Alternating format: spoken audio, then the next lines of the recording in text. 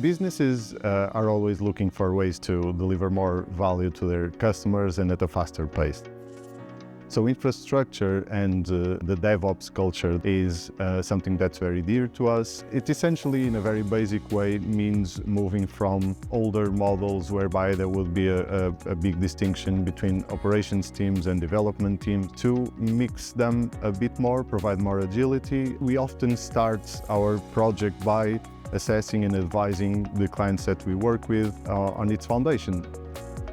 I like to believe that often it's about our honesty and the passion that we put into things. We really care about the products that we're building. We're very proud of building them correctly. Hopefully, our clients will find that we've been able to not only help and advise them on how to build technology, but also take a big interest on the business domain that they're working in.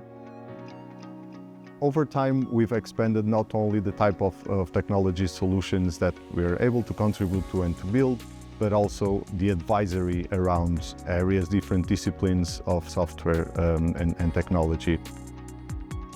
It's interesting that I've actually tried to explain what we do in the past.